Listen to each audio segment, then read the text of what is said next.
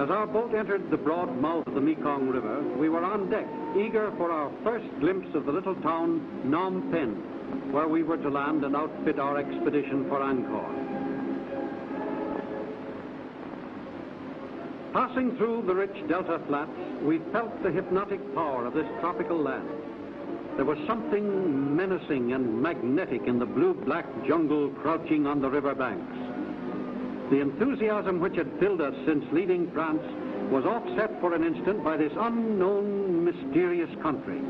Almost immediately, this feeling was relieved by the novel sights around us. Floating villages built on bamboo rafts that rise and fall with the tides and floods. A strange sight indeed. An indolent way to live. The water provides food and also solves the problem of sanitation. Many natives are born, reared, and spend their entire lives in these floating villages without ever setting foot on land.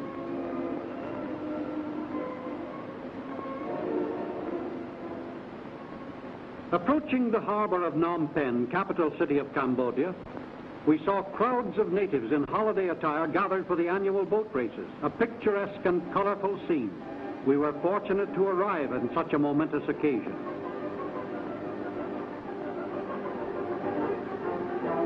The canoes are 60 feet long and have 40 men to a crew. The coxswain sits in front because the men face front. He beats the stroke for all the world like the captain of an ancient slave galley.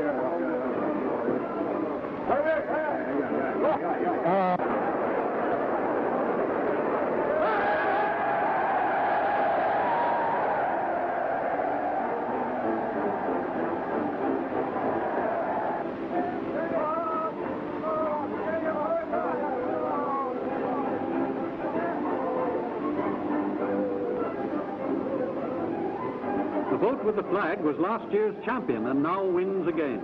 Its crew stand up to the sweeps like gondoliers. The long, barbaric canoes fit perfectly into this tropical setting.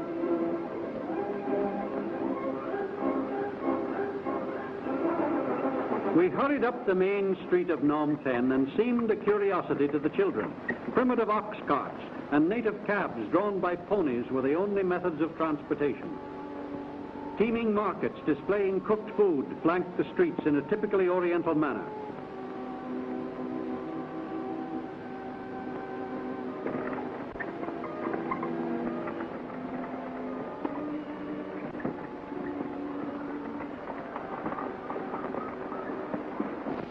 Visiting the King's Palace Gardens, our interest was arrested by carvings of 7-headed cobras on each side of the principal pagoda stairway, representing the goddess Naga.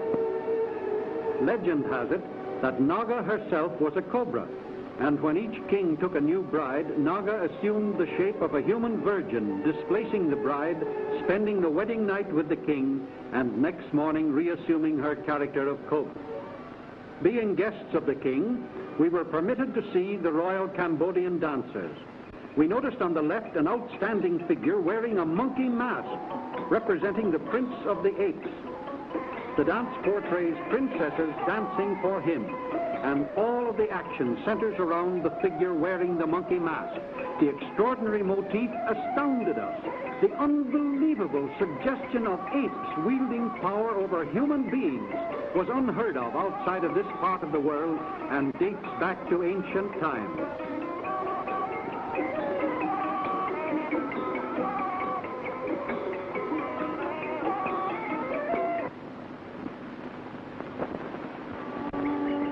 Monkeys are sacred throughout Cambodia. They swarm everywhere, never tied or caged, never killed by man, even given houses of their own, and living like gluttons while poor peasants go hungry. Centuries of protection have bred a race of apes who are fearless of mankind.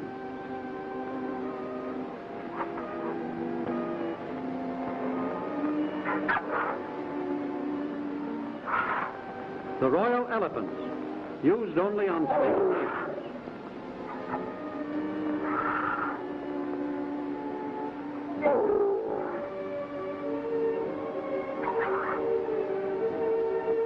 Every day at 2 o'clock, they make their way to the river where they're met by keepers who give them a bath, not only to cool them off, but to soften their hides.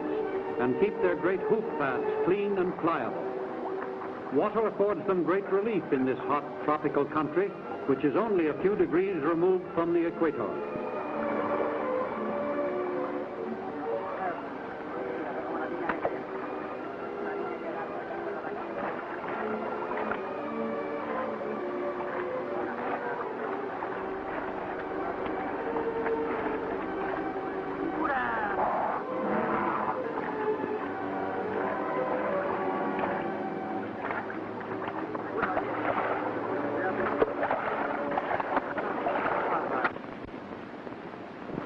A few mornings later, in a steaming jungle fog, we loaded our supplies into ox carts and started for the boat landing.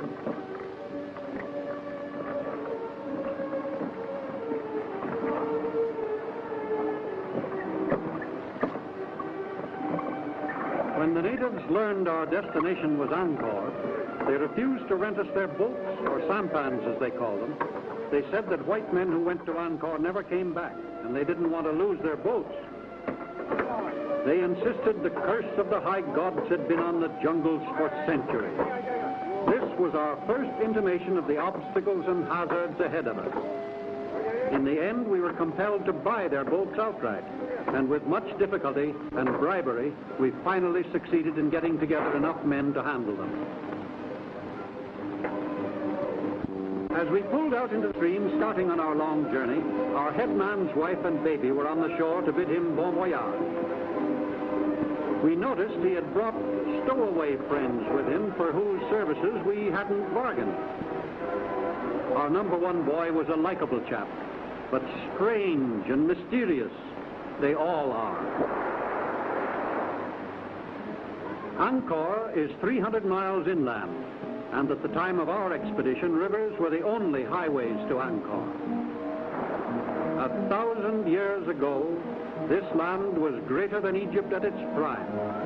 When William the Conqueror swooped down on England, Charlemagne fought the Gauls, Cambodia led the world in culture.